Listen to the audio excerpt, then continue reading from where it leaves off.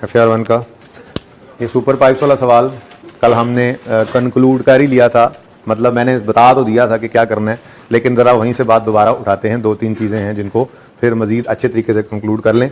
And पे भी बच्चों के क्वेश्चन थे और होने भी चाहिए थे, लेकिन मैंने इनको यही कह दिया था कि आप लोगों के भी सवालों के जवाब आ जाएंगे। तो इतना सवाल मैंने नोट कर लिया जितनी बात हमने कल की थी। सिचुएशन यहाँ पर खड़ी थी कि हमने 31 दिसंबर 19 वाली बुक वैल्यू को, यानी यकम जनवरी 20 BC का मतलब इसी का ही होता है ना, 31 दिसंबर 19 या यकम जनवरी 20, यकम जनवरी 20 ना कर दूँ बल्कि वहाँ पे मैंने डेट वही लिखी हुई है, यकम जनवरी 20, ठीक है ना।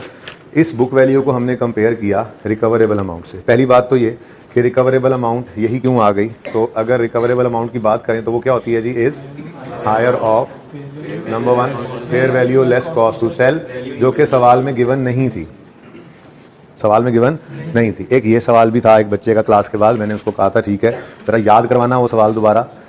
क्या सवाल था जी? नहीं, आपका सवाल ये था वो वाला, पहले सवाल ये था कि 2000 जो रेजिडुअल वैल्यू है, 2000 जो रेजिडुअल वैल्यू है, सवाल कहता है कि ये रेजिडुअल वैल्यू जो है ये पूरी लाइफ में नहीं बदलनी है, तो क्यों ना हम यहाँ पर इस फेयर वैल्यू को 2000 लिख लें। तो भाई उसका जवाब ये है कि रेजिडुअल वैल्यू क्या है, वो एक एस्टीमेट है जो लाइफ के स्टार्ट पे खड़े होकर लगाया था हमने कि एसिड की लाइफ के एंड पे हमें मिलेगा और उसे डेप्रिसिएशन में यूज करते हैं। लेकिन ये लाइफ का एंड नहीं हो गया इस दिन या इस यकम 31 दिसंबर 19 से यकम जनवरी 20, ठीक है, ये ले लें डेट, या 30 जून 20 जिस दिन आप, बल्कि 30 जून 20 की बात कर लेंगे, 30 जून 20 पे इसकी लाइफ का एंड नहीं हो गया कि आप 2000 को इसकी फेयर वैल्यू कह लें। 2000 की फेयर वैल्यू नहीं है, 2000 रेजिडुअल वैल्यू है जो लाइफ के एंड पे मिलना है, ठीक है। तो वो फेयर वैल्यू नहीं कह सकते कि जी आज अगर बेचने जाए इस एसेट को तो 2000 मिलेगा, नहीं भाई, आज तो अभी ये एसेट चलती फिरती हालत में है, तो लाइफ के एंड पे 2000 मिलना था, इसलिए इस 2000 को कंफ्यूज नहीं करना था। कुछ बच्चे कर रहे थे कल कंफ्यूज, ठीक है, लेकिन क्लास का टाइम खत्म हो गया था, ठीक है। 2000 की जो रेजिडुअल वैल्यू है, 2000 की जो रेजिडुअल वैल्यू है वो मतलब लाइफ के एंड पे मिलने वाली अमाउंट, और वो एक एस्टीमेट होता है और लाइफ के स्टार्ट पे लगाया जाता है और डेप्रिसिएशन एक्सपेंस कैलकुलेट करते हुए उसको बस कंसीडर करना होता है। क्लियर है ये बात? इसलिए फेयर वैल्यू हमें गिवन सवाल में नहीं थी। दूसरी चीज होती है जी वैल्यू इन यूज। ये वैल्यू इन यूज हमने इस तरह से निकाल ली थी। ये कैश फ्लो सवाल ने कहे थे कि आएंगे, ठीक है। अब ये देखें लाइफ के एंड पर ये 2000 का आना हमने लिखा हुआ है, ठीक है। तो ये कैश फ्लोज को अगर आप डिस्काउंट करें, क्योंकि सवाल में क्या कहा था जी, ये इंजीनियर्स खड़े हैं, इंजीनियर्स यहां खड़े होकर कह रहे हैं, काफी सारे थे ना, ये इंजीनियर्स यहां पे खड़े हैं और यहां पे खड़े होकर ये कह रहे हैं the plant was ready for use on 30 जून, जून ऊपर चला गया ना, यहां लिख लेता हूं, जून 30 2020। इंजीनियर्स कह रहे हैं जी ये जिस दिन ये रेडी हो गया दोबारा से इस्तेमाल के लिए, एट दैट टाइम यानी 30 जून 20, companies engineers advised that the plant could be used at a reduced level of 3 years only. यानी 30 जून 20 पे खड़े होकर वो कह रहे हैं ये सारे लोग कि 3 साल इसकी जिंदगी बाकी है। कौन सी? 21, 22, 23। अच्छा ये तो पता है ना आपको, टैक्स चेक्स आपने पढ़ रखा है, जो साल यकम जुलाई 20 को शुरू होकर 30 जून 21 पे खत्म हो उसे 21 वाला साल कह सकते हैं, जैसे टैक्स ईयर 21, ठीक है ना। तो इसलिए मैंने इसको खात्मे के एतबार से 21, 22, 23 कह दिया। अच्छा तो इंजीनियर्स ने कहा इस दिन खड़े होकर कि इस एसेट की लाइफ अब 3 साल बाकी है, ठीक है, इसीलिए हमने ये 3 साल के कैश फ्लो लिखे और इस दिन जिस दिन ये खड़े होकर कह रहे हैं इसकी हमने वैल्यू इन प्रेजेंट वैल्यू निकाल ली, वैल्यू इन यूज, ठीक है। अब वैल्यू इन यूज कितनी है जी? 19226, ठीक है। अब दोनों में से क्या हायर है बोलो? तो ये 19226 ही हमारी क्या बन गई थी? रिकवरेबल अमाउंट, ठीक है जी, ओके। अब ये रिकवरेबल अमाउंट जो है इसको हमने कंपेयर किया बुक वैल्यू से, जैसे हमेशा करते थे, ठीक है। लेकिन जाते जाते एंड पे एक प्रॉब्लम सामने आई थी, ठीक है। उस प्रॉब्लम को बता के भेजा था लेकिन चूंकि करवाया नहीं था, ठीक है। दूसरी क्लास में फिर इसलिए इसको यहां पर एंड किया, उनको कहा ये बस ऐसे ही है, जरा सोचना और करना, ठीक है। ट्राई किया होगा आप लोगों ने। प्रॉब्लम इज ये बुक वैल्यू यकम जनवरी 20 की है और ये प्रेजेंट वैल्यू यकम जुलाई 20 की है, ठीक है। क्या ये दोनों लाइक विद लाइक हैं? हमने लाइक विद लाइक को तो कंपेयर ही नहीं किया। बात समझ गए? इसका मतलब इस दिन तो हम इसको कंपेयर कर ही नहीं सकते, ये तो रिवाइज बुक वैल्यू तो है ही यकम जुलाई 20 की, ठीक है ना। अब 2 ऑप्शंस हैं। ऑप्शन नंबर 1, प्रेजेंट वैल्यू को भी उठाकर इधर ले आओ, और ऑप्शन नंबर 2, बुक वैल्यू को उठाकर इधर ले जाओ। क्या कर सकते हैं? देखो देखो ध्यान से बात सुनो, एसेट रेडी टू यूज इस दिन होकर यूज होना शुरू होगा, तो ये कैश फ्लोज इस दिन के बाद आना शुरू होंगे। ये कैश फ्लोज तो इधर के हैं ही नहीं, ठीक है। इसलिए आपको वैल्यू इन यूज को वापस 6 महीने मजीद डिस्काउंट करने की इजाजत नहीं है, ठीक है। अब ऑप्शन रह गया एक, वो क्या है? एसेट को मजीद 6 महीने डेप्रिशिएट करो और डेप्रिशिएट करके उसे ले जाओ 30 जून 20 पर, और फिर 30 जून 20 की बुक वैल्यू को 30 जून 20 की रिकवरेबल अमाउंट के साथ कंपेयर कर लो। ये रिकवरेबल अमाउंट किस दिन की है जी? ये रिकवरेबल अमाउंट किस दिन की है? 30 जून 20 की। क्यों है भाई? क्योंकि ये वैल्यू यूज भी किस दिन की है? 30 जून 20 की। फेयर वैल्यू तो है नहीं ना हमारे पास सवाल में, नहीं है तो अच्छी बात है। वैल्यू इन यूज ना हो, सिर्फ फेयर वैल्यू हो और वैल्यू इन यूज ना हो तो fair value is recoverable amount. सिर्फ रिकवरेबल अमाउंट हो, ये वैल्यू इन यूज हो, फेयर वैल्यू ना हो तो ये वैल्यू इन यूज हमारी रिकवरेबल अमाउंट, ठीक है ना। ये तो सादा सी बात है, स्टैंडर्ड ने इसको भी लिखा हुआ है ऐसे। एनीवेज एक आधा एमसीक्यू भी बना हुआ है इस बात पे। किस बात पे? सवाल में लिखा हुआ है कि जी अगर वैल्यू इन यूज नहीं है और सिर्फ फेयर वैल्यू गिवन है तो रिकवरेबल अमाउंट क्या होगी? Fair value. फिर अगर फेयर वैल्यू नहीं गिवन, वैल्यू इन यूज सिर्फ गिवन है तो रिकवरेबल अमाउंट क्या होगी? चलो ये एमसीक्यू भी तैयार हो गया। अच्छा अब 2 हो गए, ठीक है। अब ऑप्शन क्या है जी? इधर वापस ले आए इसको या एसेट को ले जाएं आगे। मैंने कहा इसको तो वापस ला नहीं सकते, अब एसेट को 6 महीने डेप्रिशिएट करना है, ठीक है। अब जरा कहानी में ट्विस्ट आता है। वो दूसरा सवाल इस बच्चे का था जो मैंने कहा था कल क्लास के अंदर सबको जवाब देंगे, ठीक है। ये काम तो हम नहीं कर सकते, ठीक है। ये क्या हो गया? ये तो गड़बड़ होगी। क्यों? क्योंकि बुक वैल्यू यकम जुलाई ये यकम जनवरी 20 की है और रिवाइज बुक वैल्यू यानी रिकवरेबल अमाउंट यकम ये 30 जून 20 की है, ठीक है। तो अभी लाइक विद लाइक नहीं है, इसको वैल्यू एंड यूज को वापस ले नहीं जा सकते, तो फिर एसेट को 6 महीने आगे ले आए। क्लियर? प्यार है? बोले ये कल वाला काम जिसको मैंने एंड पे काटा था दोबारा कर दिया, ठीक है। अब ये काम हो नहीं सकता, ये काम हो नहीं सकता, मिटा रहा हूं अब इसको, ठीक है। सही है। आपने क्या करना है, जहां नोट किया हुआ है इधर से एक लाइन सीधी रखनी है, वर्किंग नहीं दोबारा नहीं करनी, प्लीज ये याद रहता के, ठीक है। इन दोनों को ऐसे काट देना लाइनों को, और यहां पर लिखना है, यहां पर क्या लिखना है? रिकवरेबल अमाउंट के साथ स्टार लगा के लिखना है आपने, ये तो 30 जून 20 की है और बुक वैल्यू में भी स्टार लगा हुआ है, और ये यकम जनवरी 20 की है। लिखो लिखो लिखो लिखो। रिवाइज ये जो लिखा हुआ है ना इसको ऐसे काटना है, ऐसे करके, ठीक है। फिर बस ये 2 लाइनें आपने बीच में वर्किंग के कंसीडर नहीं करनी, लेकिन लिख ही रहे हैं, बिल्कुल गायब नहीं करना। इसको लिखना है कि हम ये कर गए हम, लेकिन इसको पूरी लाइन ऐसे लगानी है एंड तक। मैं नहीं लगा रहा क्योंकि मैंने तो ये मिटाकर यहां पे सही वाला लिखना है ना, ठीक है। बल्कि मैं भी ऐसे ही कर लेता हूं, क्या हो गया?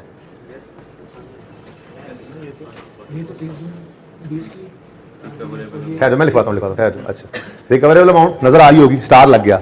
इसके ऊपर क्या लिखा आपने? ये तो 30 जून 20 की वैल्यू है बोलो। और बुक वैल्यू पे स्टार 2 स्टार लगा लो, 2 लगा लो, और उसी के साथ डबल स्टार पे लिखो, और ये यकम जनवरी 20 की है, ठीक है। यहां समझाया है, ये यकम जनवरी 20 की है 26,571, ठीक है। और ये 30 जून 20 की है 19,226, ठीक है ना। तो फिर लाइक विद लाइक तो कंपेयर नहीं ना हो रहे थे। अब हमारे पास क्या हल बचा? हम इस 26,571 को मजीद 6 महीने डेप्रिशिएट कर लें, ठीक है। अब आपने ऐसे काट दिया और लिख लिया, मैं मिटा दूं, जरा मिटा रहा हूं। ओके नाउ हाँ लिख लो आगे, जो अपनी अंग्रेजी अपनी जो मर्जी लिखते रहो आगे लिख लो बेशक, ठीक है। अब लाइक विद लाइक का तो कंपैरिजन ये है नहीं, ठीक है। अब क्या करें जी, क्या करें जी? इस एसिड को भी लेकर आए 30 जून 20 पर, यानी मजीद डेप्रिशिएट करें, तो एक ही बार कर लेते हैं। मसला क्या है? मसला यह है कि एस्टीमेट में चेंज आ रहा है। अब आपके दिलों के अंदर बात यह आ रही है कि एस्टीमेट का चेंज तो स्टार्ट ऑफ द ईयर लेकर जाना चाहिए, ठीक है, लेकर जाना चाहिए। आई कैप के सारे सॉल्यूशंस के अंदर ऐसे ही अब हो रहा है, बात समझ रहे हो। अब सॉल्यूशन थोड़ा सा इनकंसिस्टेंट बनेगा, ठीक है, लेकिन हम अपने उसूल के साथ स्टिक करेंगे। यहां पर क्या हुआ? यहां पर यह हुआ है कि हमने, बात सुने, हमने यकम जनवरी 20 से ऑनवर्ड्स एस्टीमेट चेंज को लिया, ठीक है। अब थोड़ा सा ज़हन के अंदर बात ये बैठी हुई हमारे, वो सही बैठी हुई है कि जब एस्टीमेट में चेंज आता है तो हम स्टार्ट ऑफ द ईयर पे लेकर जाते हैं। उसकी वजह आपको ये बताई गई थी कि चूंकि ये कोई ऐसे मतलब एकदम से होने वाला काम नहीं है कि लाइफ बदल गई, ये रातों रात हो गया, या रातों रात हो गया वैल्यू बदल गई। ये तो काफी अरसा इस्तेमाल की वजह से गड़बड़ हुई होती है, लेकिन यहां पे तो ये केस नहीं था। क्या यहां पे ये रातों रात नहीं मसला बना? बोलो, एकदम से हादसा हुआ, ब्रेक डाउन हुआ एसिड, ब्रेक डाउन होने की वजह से लाइफ के अंदर चेंज आया। ओरिजिनल लाइफ कितनी होती थी, कितनी थी 15 साल, असल में लाइफ थी 15 साल, ठीक है। यकम जुलाई 11 से ये जनवरी 11 से चला था, ठीक है। 30 जून 11 तक, 30 जून 15 तक 4.5 साल, फिर 30 जून 19 तक 4, कितने साल गुजर गए थे, 8.5 साल गुजर गए, 8.5 गुजर गए थे इस दिन तक, ठीक है। और मजीद 5 महीने 6 महीने गुजारो, पूरे 9 साल गुजर गए थे। रिमेनिंग कितने थे, 6 रिमेनिंग थे 6, लेकिन इंजीनियर्स क्या कह रहे हैं, सिर्फ 3 रह गए हैं। क्या ये रातों रात नहीं हुआ? तो ये एक एक्सेप्शन थी उस केस की, हम इसको स्टार्ट ऑफ द ईयर पे नहीं ला सकते थे। ये बात समझे हो, स्टार्ट ऑफ द ईयर पे इसको क्यों नहीं ला सकते, बात समझ रहे हो। देखो यूजफुल लाइफ में सिर्फ चेंज आना, खामोशी से लिखा हुआ है यूजफुल लाइफ बदल गई, उसमें कोई एक्सीडेंट नहीं हुआ। यानी इंपेयरमेंट का नाम तो तभी आया ना जब कोई इंटरनल एक्सटर्नल इंडिकेटर आता है। ये एक इंटरनल इंडिकेटर है, हादसा पेश आया, एक्सीडेंट हुआ, ब्रेकडाउन। अब इस हादसे की वजह से लाइफ कम हो रही है ना, रिपेयर के बाद इंजीनियर कह रहे हैं जी अब ये तो 3 साल ही चलेगा। तो ये तो भाई फिर ऐसा ही मामला था कि ये एस्टीमेट चेंज इसी दिन ही बन रहा था, ये गड़बड़ इसी दिन ही हुई है, ये फोर्टनाइट, ये वो क्या कहते हैं ना, रातों रात मसला हुआ है ये वाला, ठीक है ना। तो नॉर्मल अजम्पशन क्या है, जो कि बिल्कुल ठीक है, हमेशा ऐसे ही करेंगे। ये तो एक्सेप्शनल केस था ना, इंपेयरमेंट के साथ ये मामला हो गया, दरमियान में रख के इंपेयरमेंट हुई और एस्टीमेट चेंज हुआ और पड़ा भी ईयर के दरमियान में, इससे मुश्किल सिचुएशन बन नहीं सकती थी, ठीक है ना। लेकिन पता तो होना चाहिए ना हर बात का, आप समझ रहे हो। अब अगर सिर्फ लिखा होता यूजफुल लाइफ बदल गई है ईयर एंड पे, इंपेयरमेंट ना हुई होती, तो हम क्या कहते, हम 30 जून 20 से खड़े क्या कहते, भाई इसको यकम जुलाई 19 से ही करो अब, क्योंकि ये लाइफ को ऐसे थोड़ी है रातों रात बदल गई होगी, इस्तेमाल नहीं किया होगा सही तरह से, तो आहिस्ता आहिस्ता लाइफ बदली है, तो इसको ऑपरेटिव करो साल के पहले दिन से। असल में ना स्टैंडर्ड ये रिक्वायर करता है कि जो आपने एसेट रखा हुआ है ना अपने पास, हर ईयर एंड पे उसकी यूजफुल लाइफ को रिव्यू करते रहा करो कि कोई चेंज इन एस्टीमेट तो नहीं है, ठीक है ना। तो ये अकाउंटेंट्स करें या ना करें, लेकिन स्टैंडर्ड की रिक्वायरमेंट है, ठीक है ना, कि हर ईयर एंड पे वो देखते हैं, हाँ भाई ठीक है एसेट 10 साल सोचा था, 5 साल गुजर गए हैं, 5 और चल जाएगा, हाँ ठीक है ओके जा रहा है। अगर ना हो ये ओके, 5 से 6 हो गया है या 5 से 3 हो गया है, तो चेंज इन एस्टीमेट कहलाता है, उसकी अकाउंटिंग करते हैं, ठीक है ना। लेकिन ये नॉर्मल सर्कमस्टांसेस हैं, लाइफ ईयर एंड पे खड़े होकर देखते हैं एसेट को, ऐसे देखते हैं ऐसे देखते हैं, कहते हैं नहीं ये नहीं चलेगा, 5 साल मजीद 3 साल चलेगा, या देख कहते हैं वाह वाह बड़ा जबरदस्त खड़ा भी एसेट, ये तो 7 साल चलेगा। Now this is change in estimate, जो कि नॉर्मली होता है, और वो रातों रात वाला मामला नहीं है कि एकदम से लाइफ बढ़ गई या कम हो गई तो हम साल के पहले दिन से उसको, क्योंकि पिछले साल के एंड पे तो हमने वैसे ही रिव्यू की होती है लाइफ, तो इस साल के एंड पे जब रिव्यू करते हैं तो अगर चेंज हो तो साल के पहले दिन से उसको इफेक्टिव कर लेते हैं। ये है नॉर्मल, ये क्या है जी, नॉर्मल। अब ये अब नॉर्मेलिटी थी, ठीक है। यकम जनवरी 20 पे एक हादसा हुआ, उस हादसे की वजह से 3 साल जिंदगी रह गई है। तो अब इधर देखो, अब इंजीनियर्स क्या कह रहे हैं, इस दिन खड़े हुए क्या कह रहे हैं, 3 साल बाकी हैं। मैं मान रहा हूं ये 3 साल इस दिन बाकी है ना, तो हम इस ब्रेक डाउन की डेट तक इसको लेकर फिर भी आएंगे, ठीक है। अब बात जरा समझना, बड़े ध्यान से समझना, सबकी तवज्जो अब फुल फ्लैज वाली चाहिए। पहले ये बात समझ आ गई, ये बात समझ आ गई कि इसको हमने यकम जुलाई 19 पर लेकर नहीं जाना, नहीं जाना, बोलो समझ आती है। क्यों नहीं लेकर जाना इसको यकम जुलाई 19 पर, क्योंकि ये रातों रात वाला मामला हुआ है, ये रातों रात वाला मामला, ये यकम जुलाई 19 पे बेहतरीन चल रहा था, ये हादसा हुआ है जिस वजह से ये गड़बड़ हुई है। वो कह रहे हैं कि अब वो कितने बचे थे, 6 साल बचे थे, 6 नहीं 3 ही रह गए, 6 नहीं 3 ही रह गए हैं अब, ठीक है ना। तो हमने क्या करना है, एक तो इसको यहां पर लेकर नहीं जाना, अब वो तो हम पहले ही कर चुके हैं, एसेट को इस दिन से इस दिन तक तो हम नॉर्मल डेप्रिशिएट करके ला चुके हैं। अब एसेट यहां मौजूद है और इसको 6 महीने के एंड पे लेकर जाना है, ऐसे ही है, यानी ये 45,000 पुराना ही है, बोलो यही लेंगे, नहीं, एस्टीमेट में चेंज आया है। अब इंजीनियर ने इस दिन खड़े होकर ये कहा है, लेकिन हम तो इसको लेकर जाएंगे यकम जनवरी 20 तक, ठीक है ना। इसका मतलब चेंज इन एस्टीमेट के दिन की बुक वैल्यू 26,571, अल्हम्दुलिल्लाह ये ऐसे ही रहा, 2000 divided by, now remaining life is the big question mark. Remaining life कितने बच्चे कहते हैं कि 3 साल है, हाथ खड़ा करें, 3 साल, मेरे जैसे 3 साल, ऊंचा हाथ खड़ा करें। ये कम क्यों है, मैंने पूछ लिया इसलिए डर रहे हैं, पर्चे में कितनों ने 3 लिखा, वो ज्यादा हो गया ना, ठीक है। अच्छा अब देखो, आप कहते हो कि लाइफ 3 साल है रिमेनिंग, मैं कह रहा हूं एस्टीमेट में चेंज आया तो इस दिन है जो वो बता रहे हैं, इफेक्टिव करना है इसको साल के या उस इवेंट के दिन पे लेकर जाना है। तो जब यहां पर लेकर जाते हैं तो यहां तो 3 साल नहीं, अगर यहां पर खड़े होकर आप लाइफ 3 साल रिमेनिंग कहते हैं तो फिर इंजीनियर्स के मुताबिक तो यहां पे रुक जाएगा। इंजीनियर ने इस दिन खड़े होकर नहीं कहा था कि 3 साल इसकी जिंदगी बाकी है, वो तो सही होकर जब चल पड़ा, इस दिन जब रेडी टू चल हो गया तो इन्होंने कहा अब ये 3 साल चलेगा। तो इसका मतलब यहां पर लेकर आए तो फिर तो 3.5 साल बनते थे ना, ठीक है, नहीं 10.5 नहीं लगा, नहीं चेंज तो आ गया ना, चेंज आया है यहां पर, चेंज आ गया, लेकिन इसको लेकर जाएंगे जितना पीछे जा सकें। या कम पे क्यों नहीं लेकर गए, क्योंकि हमें नजर आ रहा है कि किस वजह से चेंज आया, जिस वजह से चेंज आया उस दिन तक लेकर चले जाएंगे। ठीक है, तो यूजफुल लाइफ, रिमेनिंग लाइफ जो है वो 3.5 ईयर्स आपने लेनी है। ठीक है, वो अलग बात है कि जब आप इंपेयर करोगे उसके बाद ऑनवर्ड्स फिर आप 3 साल ही लोगे, वो इंजीनियर्स वाली बात आ जाएगी, लेकिन फिलहाल इंपेयरमेंट तक लेकर तो जाओ उसको। तो ये चेंज इन एस्टीमेट का ट्विस्ट था इसमें, लेकिन 6/12 आपको पता करना ही पड़ता है। ठीक है जी, और 5932 डिवाइडेड बाय 3.5 इंटू 6/12 351084 23061 5084 4 ही आता है। ठीक है जी, अब देखो ये बुक वैल्यू किस दिन पे खड़ी है, जून 20 पे, और ये वैल्यू इन यूज यानी रिकवरेबल अमाउंट भी किस दिन पे है।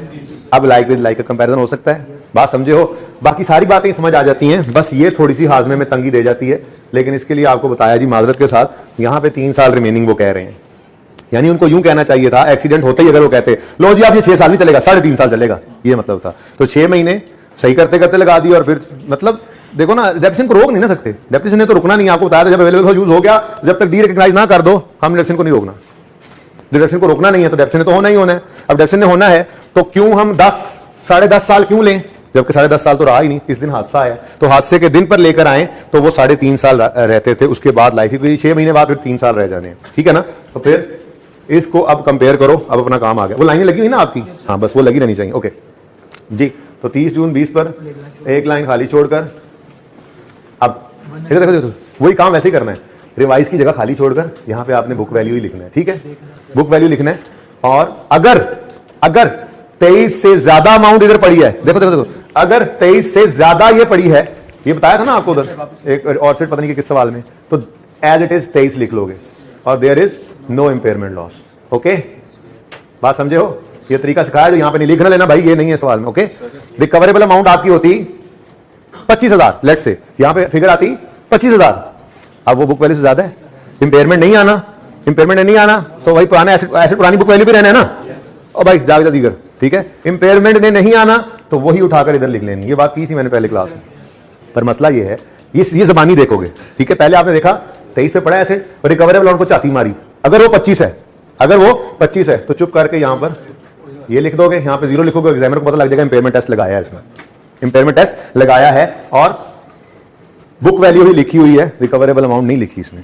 ओके, सही है, लेकिन हमारे सवाल के अंदर ऐसा नहीं था, हमारे सवाल में तो बुक वैल्यू 19,226 होनी चाहिए, यानी एसेट को उठाकर इधर ले आओ, यानी एसेट को ले आओ रिकवरेबल अमाउंट पे, यानी रिवाइज कर लो बुक वैल्यू को, तो 3835 का आ गया हमें रिवैल्यूएशन लॉस बताया था, सॉरी इंपेयरमेंट लॉस, और ये बताया था आपको सवाल में इम्पेयरमेंट लॉस हो और पहले को सरप्लस पड़ा हो तो सेम ट्रीटमेंट कर देना है जैसे आपने रिवैल्यूएशन लॉस आने पर किया था। तो 3835, बाकी क्या बच गया, इधर कुछ भी नहीं गया, ये भी किसी सवाल में हमारे साथ नहीं हुआ था। तो इस सवाल में 2 नई चीजें भी रखी थी इस मुसीबत के अलावा, लॉस का सबसे पहले आना, नहीं वो किधर है, अच्छा वो दूसरे सवाल में। ठीक है, बहरहाल ये ऐसे हमारे सवाल में नहीं होता था, हम इतना सरप्लस लाते थे कि लॉस खा जाता था, इतना लॉस लाते थे कि सरप्लस, ताकि मैक्सिमम वाली मुश्किल एंट्री करें हमने मैक्सिमम वाली मुश्किल एंट्री सीखी हुई है। लेकिन अब जब आसान वाली आती है बच्चे कहते हैं इसकी एंट्री क्या होगी, मतलब यहां पर आता लॉस 6,000 तो वो 5,000 को भी खाता, 1,000 भी आता, हम एंट्री पास करते हैं revaluation surplus debit, impairment loss, profit and loss में डेबिट और एसिड क्रेडिट। अब ऐसा नहीं हुआ तो एंट्री क्या बन रही है, सिर्फ revaluation surplus debit acid credit, accumulated impairment loss credit, तीसरा कुछ हो ही नहीं रहा। रिटेन अर्निंग नहीं भाई, रिटेन अर्निंग नहीं, रिटेन अर्निंग कहां से आ गई। ठीक है भाई, सही है, कितना आ गया 1250, यहां पे कुछ भी नहीं गया। ठीक है, अब ये एंट्री आसान है लेकिन बच्चों को मुश्किल लग रही होती है, डोंट नो व्हाई। ठीक है, अब देखो इधर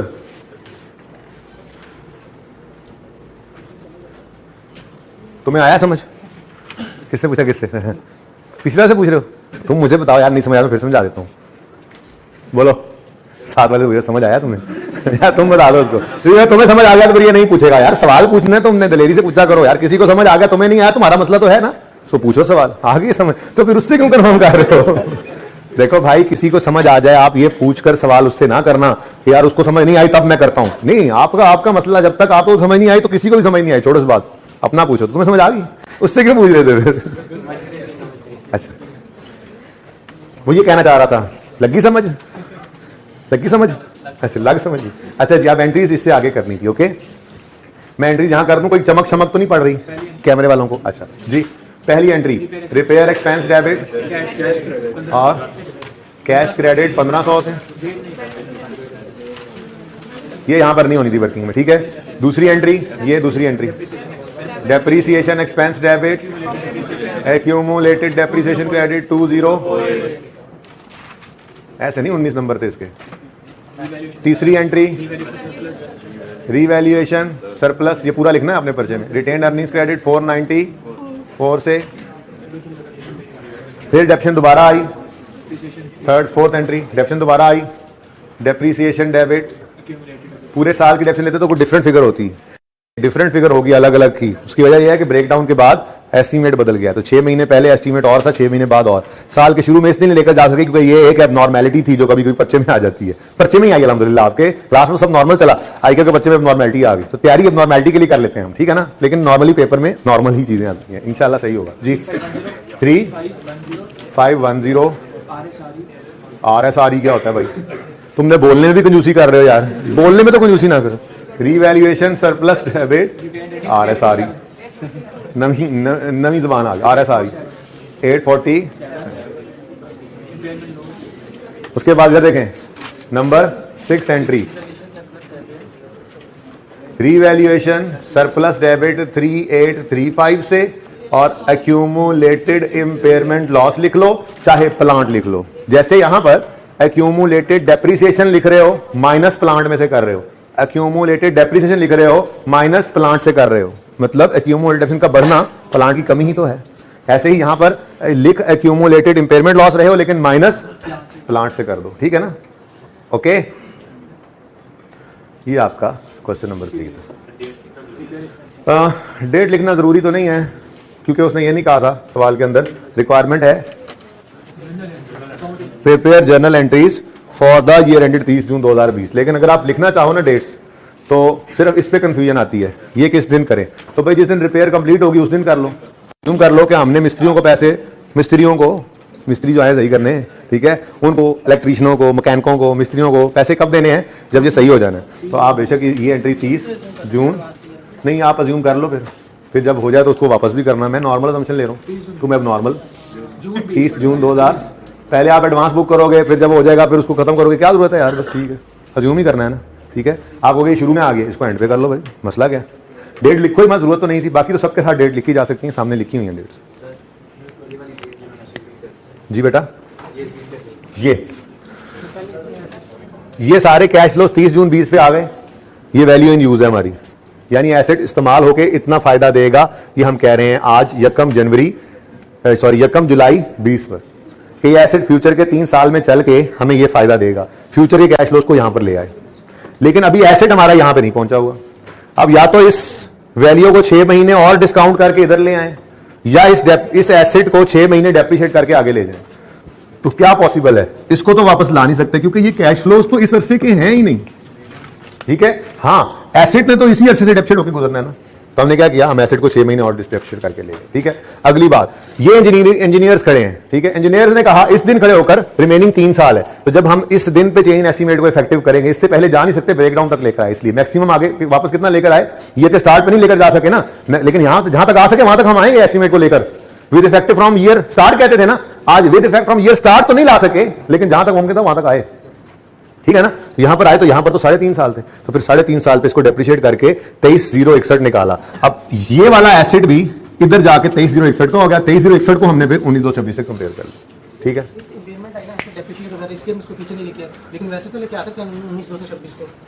बेटा वैसे तब लेकर आते अगर यहां पर भी कोई कैश फ्लोज होते, नहीं तो वो तो 7,000 फ्यूचर का ही है ना, कैश फ्लो है तो फ्यूचर का ही, लेकिन हम कह रहे हैं इस दिन रेडी होकर इस्तेमाल होना है, इससे पीछे तो ये इस्तेमाल ही ना हो रहा, तो कैश फ्लोज कहां से आने थे?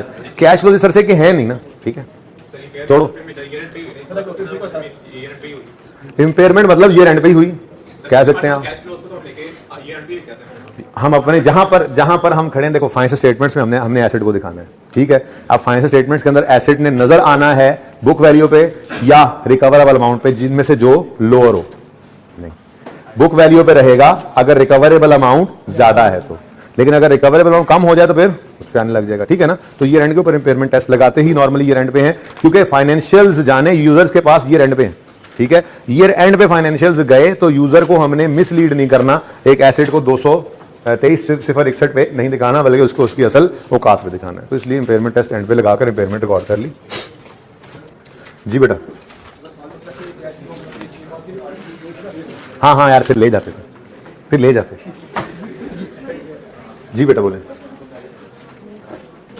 ये बच्चा पता क्या कह रहा था भाई, ऑनलाइन वालों, ये बच्चा कह रहा था सर अगर 6 महीने के बीच में कैश फ्लो होते, वो 6 महीने में तो चल नहीं ना रहा, अगर 6 महीने के कैश फ्लो होते तो तुम्हें चलने वाली तकलीफ भी ना होती। फिर डेप्रिसिएट सुनो, मतलब कि डेप्रिसिएट भी सुकून से करते हैं, हाँ यार चल रहा है, डेप्रिसिएट भी हो रहा है, तो टेंशन ही कोई नहीं थी। अच्छा जी, क्वेश्चन बेटा यहाँ से कोई था नहीं है, क्वेश्चन नहीं आवे, किसी ने क्वेश्चन कहा है, क्वेश्चन है क्या है, नास गए हो बच्चे तुम। अच्छा जी, क्वेश्चन 4 हो गया, क्वेश्चन 3 हो गया। यार कुरैशी में तो कोई मसला नहीं होना चाहिए यार, कितने नहीं करा नहीं रहा मैं, ऐसे ही करा दें, कुछ भी करा दें। कितने बच्चों ने अटेम्प्ट किया? अच्छा, ये जरा रजिस्टर्स ओपन कर लें जिन्होंने अटेम्प्ट किया है, सब बच्चे मैं देखने आ रहा हूं, और जिन्होंने नहीं किया वो क्लास से निकल जाएं, फिर अगर जरूरत महसूस करेंगे तो मैं करवा देता हूं। रजिस्टर ओपन करें।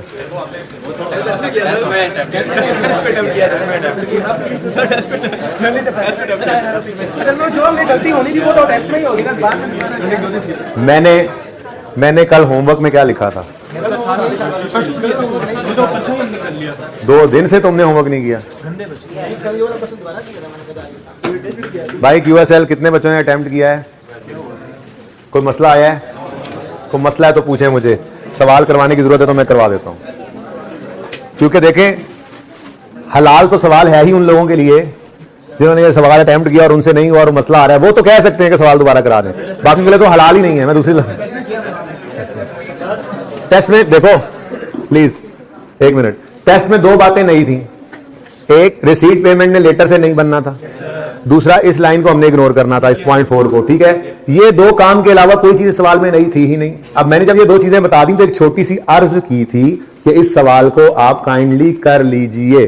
तो भाई अब मंडे की क्लास में अगर बैठना चाहें तो मुझे ये QSL का सवाल दिखा दीजिएगा, आज मैं टीए को कह दूंगा, वो बाहर ही खड़े होकर आपको नाका लगा के अंदर आने ही तब देंगे अगर QSL का सवाल हुआ हो। और देखो सोल्यूशन मौजूद है, देख के आ जाना, देख के नोट करके आ जाना, उससे मेरी क्लास में तो बैठ जाओगे, मेरी नजरों में तो आप बड़े ऊपर चले जाओगे, वाह वाह होमवर्क करके आया, लेकिन जब आएगा तो पेपर में जाओगे और फिर रिजल्ट आएगा तो दोबारा इस क्लास में बैठे होगे। तो फैसला आपके सामने होना चाहिए, आपके पास है, ठीक है, फैसले का हक आपके पास है, आप फैसला कर लें। आपने ICAP में कामयाब होना है या यहाँ पे ICAP में होना है ना, इसलिए पूरी ईमानदारी से मुझे गवर्नमेंट ग्रांट करा लें तो बस बहुत होगी असेसमेंट, ठीक है। आपने क्या करना है जी, असेसमेंट 1 क्वेश्चन नंबर 2 QSL कर लेना है, ठीक है। और देखो MCQs को भी जिन्होंने ट्राई नहीं किया वो भी करके आएंगे, ठीक है। 1 मिनट बेटा, आपके क्वेश्चन की तरफ मैं आता हूं, जरा मैं होमवर्क लिख लूं। Assessment 1 question number 1 MCQ। जी बेटा बोले। बेटा इसको लेटर से इसलिए नहीं लेंगे क्योंकि पहली कंस्ट्रक्शन पेमेंट हमारी 1 जनवरी को हो गई एडवांस की। अब ये कंस्ट्रक्शन पेमेंट जनरल लोन से हुई है, इसका मतलब, यार चुप कर जाओ यार, फजूल क्लास। अब जब कंस्ट्रक्शन पेमेंट 1 जुलाई 9 को हो गई है तो हम कैसे रोक सकते हैं capitalisation of borrowing cost? General loan से पेमेंट भी तो हो गई है, ठीक है। तो लेटर का तो उसूल ही कमेंसमेंट के लिए मैंने कहा था स्पेसिफिक लोन के लिए, लेकिन अगर खुदा ना खास्ता कभी जनरल लोन से पहले पेमेंट हो जाए, ठीक है, ये सिचुएशन किसी सवाल में आई नहीं थी, ठीक है, तो इस सवाल के लिए संभाल के रखी हुई थी, जबानी बताया करता था कि एक एक्सेप्शनल केस आएगा। वो एक्सेप्शनल केस यही था कि अगर देखो कमेंसमेंट ऑफ कैपिटलाइजेशन वाला रूल जो यहां लिखते थे लेटर ऑफ वाला, वो तो था ही सिर्फ स्पेसिफिक लोन के लिए, ये तो बताया था ना। जनरल लोन पे तो ये उसूल नहीं लगता था, जनरल लोन का तो अपना उसूल था डेट ऑफ पेमेंट से सिजेशन या ईयर एंड जो पहले हो जाए। तो अब हमारे इस सवाल के अंदर जनरल लोन से पेमेंट पहले हो गई थी, अभी तो स्पेसिफिक लोन आया ही नहीं था, तो जनरल लोन की तो कैपिटलाइजेशन शुरू करनी थी। देखें, आप अगर उसको नहीं लिखते स्टार्ट के ऊपर तो आप वो पेमेंट मिस कर सकते हैं, ठीक है। और अगर आप उसको लेटर डेट पे ले आते हैं, लेटर डेट कौन सी बांधनी थी जरा बताइएगा? यकम दिसंबर, यानी कि 5 महीने बाद। अब जब आपका जनरल लोन तो इस्तेमाल ही नहीं होना था, बल्कि आपके लेटर डेट पे तो लोन आ जाता स्पेसिफिक, आपकी पहली पेमेंट ही कहां से हो जानी थी स्पेसिफिक से, तो आपका तो जनरल के अंदर वो पेमेंट आकर वो इंटरेस्ट ही नहीं आना, तो गड़बड़ हो जाती ना। तो इसलिए भाई अगर जनरल लोन से पेमेंट पहले हो जाए तो फिर लेटर से नहीं बनाना। लेकिन देखें ऐसा उसूल लिखने की जरूरत नहीं है, ये इतनी एक्सेप्शनल सी बात थी कि ये जब आएगी तो सामने नजर आएगी आपको, ये चीज सामने नजर आ रही थी, थोड़ी सी कॉमन सेंस यूज करते तो आप लेटर से कभी ना बनाते। आप कहते यार पेमेंट हो रही है, कैसे मैं इसकी कैपिटलाइजेशन ना करूं, क्योंकि काफी सारी हो गई थी, 4 हो गई थी, क्योंकि ये पेमेंट अगर जनरल लोन से हुई है तो उसका तो उसूल है डेट ऑफ पेमेंट से ईयर एंड तक, इसलिए लेटर वाला काम यहां पे नहीं करना था। ठीक है, तो भाई एक तो लेटर डेट से इस रिसीट पेमेंट को नहीं बनाना सवाल में, और दूसरा इस लाइन को इग्नोर करना है। जैसे IAS 16 कहता था कि जी आपकी नेग्लिजेंस की वजह से अगर कोई नुकसान हो तो एसिड कॉस्ट में ना डालो, एक्सपेंस है आपका प्रॉफिट एंड लॉस में, ये QSL का एक्सपेंस है, प्रॉफिट एंड लॉस में जाएगा, लेकिन इस प्रोजेक्ट की कॉस्ट में ऐड करने की इजाजत नहीं है। इंश्योरेंस वाले कुछ देंगे तो वो एक्सपेंस कवर हो जाएगा, लेकिन क्या मसला बोली जा रहा है, अब इंश्योरेंस वाले कुछ पैसे दे देंगे जैसे दे रहे थे तो वो लॉस की अमाउंट कम हो जाएगी, लेकिन है वो प्रॉफिट एंड लॉस का आइटम ही, एसेट की कॉस्ट में ऐड नहीं होना। तो ये 2 बातें थी, तो होमवर्क करके आइएगा अगर मंडे की क्लास लेना चाहें तो। हाँ, वो मैंने आपको क्या बताया था, मैंने सही बताया था, इसको लॉक कर दो। वही बुक वैल्यू होगी, उसी दिन रीवैल्यू हुआ है ना, तो revalued amount is the book value, उस वक्त कोई डेप्रिसिएशन नहीं हुई। देखो बुक से निकलती है कॉस्ट माइनस डेप्रिसिएशन, या रीवैल्यूएशन होने के बाद रीवैल्यूड अमाउंट माइनस डेप्रिसिएशन। मैं मानता हूं इस बात को, लेकिन अगर एसेट रीवैल्यूएशन मॉडल पे है और फिर इंपेयरमेंट आ जाए तो उसका फॉर्मूला तो होगा लेटेस्ट रीवैल्यूड अमाउंट। लेकिन ये बातें सारी लिखी नहीं ना जाती, कितनी बातें बना लिखे, लेस एक्यूमुलेटेड डेप्रिसिएशन, डेप्सिट तो होता था ना, लेकिन ये डेप्सिट डेट ऑफ परचेज से ईयर एंड तक नहीं होगी, बल्कि डेट ऑफ लेटेस्ट रीवैल्यूएशन से ईयर एंड तक, accumulation less accumulated impairment loss. अब अगर इसी दिन पे एसेट रीवैल्यू होकर साथ ही इंपेयर हो गया, जो कि होता नहीं है, लेकिन आपने सवाल पूछा मैंने बता दिया, ठीक है, अगर ऐसा हो भी जाए तो फिर डेप्रिसिएशन तो कुछ भी नहीं होगी ना, उसी दिन वाली बुक वैल्यू ही बन जाएगी रीवैल्यूड अमाउंट। बहरहाल उसूल क्या है, अगर रीवैल्यूएशन और इंपेयरमेंट एक ही दिन हो रहे हों तो पहले रीवैल्यूएशन करेंगे फिर इंपेयरमेंट, इसको लिख लो, फाइनल है ये। हाँ, लेकिन मैंने कहा था ना मुझे जरा थोड़ा सोचने का टाइम दो, चलती हुई क्लास में नहीं समझ में आई थी बात।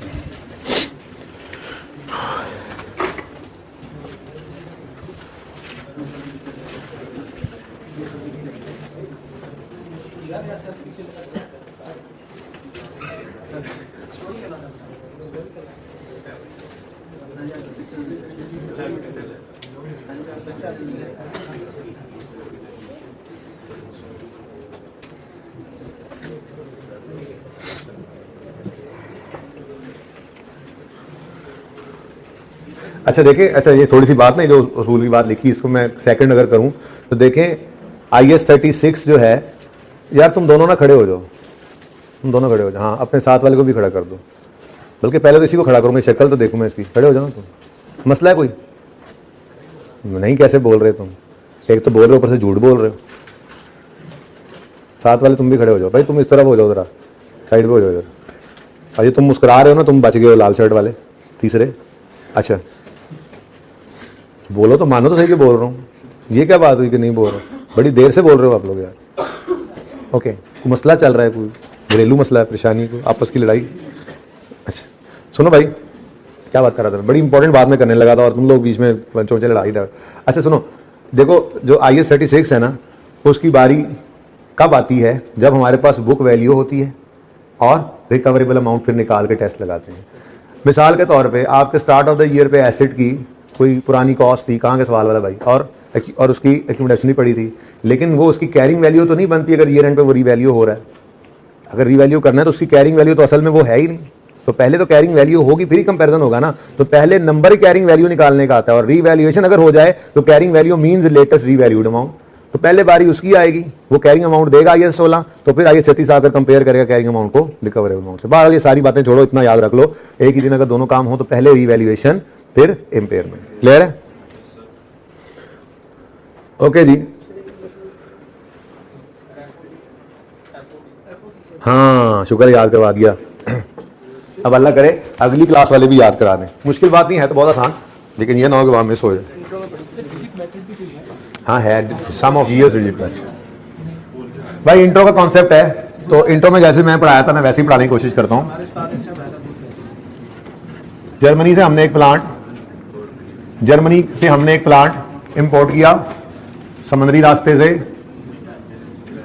ये काला पानी है और ये शिप है, रुख पाकिस्तान की तरफ है और ये हमारा प्लांट पड़ा है, ठीक है। हाँ, पानी के ऊपर हवा में है, फजूल बातें मत करो, काम की बात मत देखना। ये जनाब कराची पोर्ट है, ये जर्मनी का पोर्ट है।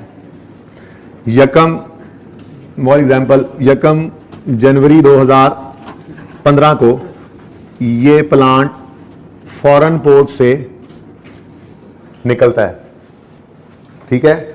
और महीना लगा लो महीना इसको, यकम फरवरी 2015 पे ये प्लांट कराची पोर्ट पे लैंड कर जाता है, ठीक है, ठीक है, सही है। अब दो डेट्स हैं हमारे पास। एक डेट वो है जिसमें एसेट फॉरेन पोर्ट को लीव कर रहा है, शिपमेंट जिस दिन हो रही है, और दूसरी वो डेट है जिस दिन ये यहां पर लैंड कर रहा है। अब दो तरह की बेसिस होती हैं, सोने वाले जाग जाएं, दो तरह की बेसिस होती हैं इस एसेट को भेजने वाले की और हम जो मंगवा रहे हैं हमारे दरमियान। दो तरह के अरेंजमेंट्स हो सकते हैं। एक अरेंजमेंट को कहते हैं FOB, फ्री ऑन बोर्ड की जरूरत ही नहीं है लिखने की, चलो बाहर लिख लेते हैं, फ्री ऑन बोर्ड, यानी FOB बेसिस जिसको कहते हैं, ठीक है। FOB बेसिस, देखो FOB बेसिस का मतलब क्या पता क्या है? मतलब ये कि जिस दिन यकम जनवरी 15 को फॉरेन पोर्ट से एसेट लीव करेगा, रिस्क एंड रिवॉर्ड हमें ट्रांसफर हो जाएंगे, उसकी कोई जिम्मेदारी नहीं है ऑन बोर्ड इस प्लांट के बारे में। जो सप्लायर है वो ऑन बोर्ड प्लांट की जिम्मेदारी नहीं ले रहा, उसकी कोई जिम्मेदारी नहीं है ऑन बोर्ड, ये फ्री ऑन बोर्ड है, ठीक है। यानी अगर कोई वेल मछली आ जाए, कोई बहरी कज़ाक आ जाए, कोई समुद्री तूफान आ जाए, तो ये नुकसान हमारा है, उसका नहीं, ठीक है। तो फ्री ऑन बोर्ड बेसिस अगर होंगी तो फिर purchase will be recorded, asset will be recorded, एक ही बात है। परचेज को हम, हमारी परचेज, हमारा एसेट कब बन जाएगा? परचेज विल बी रिकॉर्डेड या एसेट विल बी रिकॉर्डेड, एक ही बात है ना, समझ रहे हो ना। अगर गुड्स है तो परचेजेस, और अगर फिक्स एसेट है तो एसेट, ठीक है ना। तो purchase will be recorded when asset leaves foreign port, when asset leaves foreign port, that is, हमारी एग्जांपल में अगर बात करें तो ऑन यकम जनवरी 15,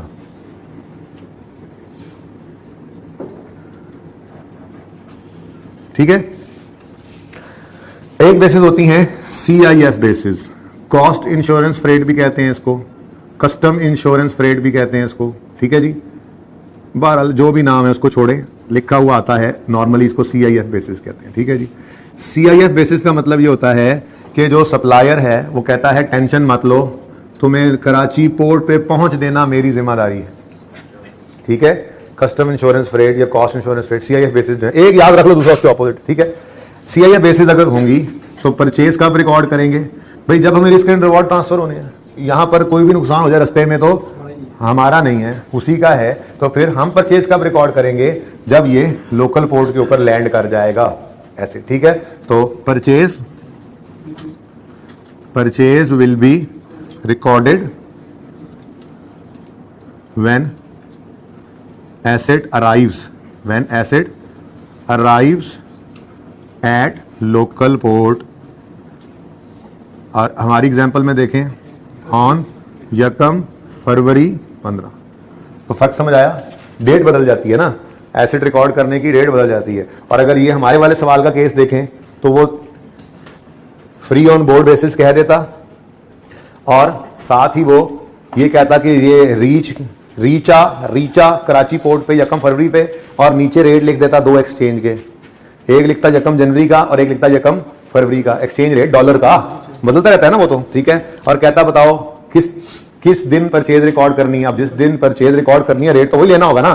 तो अगर फ्री ऑन बोर्ड होगा तो यकम जनवरी 15 का रेट, और अगर CIF होगा तो यकम फरवरी 15, ये हमारे सवाल के अंदर ये स्पेसिफिक, ठीक है। बहरहाल अगर जनरल बात करें तो फ्री ऑन बोर्ड बेसिस जिस दिन एसेट फॉरेन पोर्ट से निकलेगा, या लोकल की बात करें तो जिस दिन एसेट सप्लायर की फैक्ट्री से निकल आएगा, उसी दिन हमारी परचेज, उसी वक्त हमारी परचेज, ठीक है। और कॉस्ट इंश्योरेंस ट्रेड में जिस दिन हमारे पोर्ट पे पहुंचेगा, ये लोकल की बात करें तो जिस दिन हमारी फैक्ट्री में पहुंचेगा ये एसेट उस दिन हमारा, ठीक है। अब जाहिर सी बात है अगर ये दोनों के अंदर रिस्क एंड रिवॉर्ड्स का डिफरेंस है तो फिर प्राइस का भी डिफरेंस होगा, सादा सी बात है, ठीक है। अगर फ्री ऑन बोर्ड बेसिस पर हमने एसेट मंगवाया है तो रिस्क लेने वाले हम हैं, इंश्योरेंस वगैरह भी हम ही करा रहे होंगे, टेंशन भी हमें ही होगी, ठीक है। तो फिर इससे हम प्लांट सस्ता लेंगे इस सूरत में। और अगर वो ये जिम्मेदारी उठाए कि ये प्लांट आपको पहुंचाऊंगा मैं, तो फिर जाहिर सी बात है वो उसके ऊपर कुछ पैसे भी अपने रिस्क के ज्यादा होने की वजह से ज्यादा रखेगा, ठीक है। बहरहाल ये छोटी मोटी बातें थी जी। सॉरी भाई, FOB बेसिस का मतलब क्या है? बोर्ड पे फ्री है, ठीक है। तो सप्लायर ने बेशक बंदा आपको पकड़ा दिया है, लेकिन वो है गुड्स आपकी, जैसे ही सप्लायर ने आपको वो बंदा हवाले किया वो आपका एजेंट है, तो आपके भी आपसे पकड़ी होगी। बैठ जाओ भाई, चुप रहा करो यार। ओके जी, मेरे ख्याल में आज का लेक्चर अब पढ़ ही लें।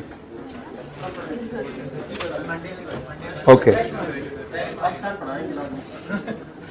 ये इंट्रो प्लस R1 वाले हो गए, ये भी इंट्रो प्लस R1 वाले हो गए, ये भी इंट्रो प्लस R1 वाले हो गए, और ये R1 वाले हो गए। 2 और 3 डिस्कस किए हैं, 1 मैंने डिस्कस नहीं किया, बल्कि मैंने पूछा आप लोगों से, आपने कहा जी ठीक है सब ओके है, तो फिर मैंने डिस्कस नहीं किया। ओके, नजर आ रहा है। अब असेसमेंट 1 का क्वेश्चन 2 और 3 डिस्कस हो गया है, IS 20 कंटिन्यू करने लगे आप, ठीक है। एग्जाम्पल 1 हो गई है, लेकिन चूंकि बहुत दिन हो गए इसलिए पहले क्विकली एग्जाम्पल 1 करेंगे। मिटा दो भाई पल्ली सारी साइड, 1 मिनट रुको, इसने पिक्चर लेनी है तो ले ले। मैं 30 तक घड़ी को देख रहा हूं, गिन नहीं रहा, यानी 30 सेकंड तक।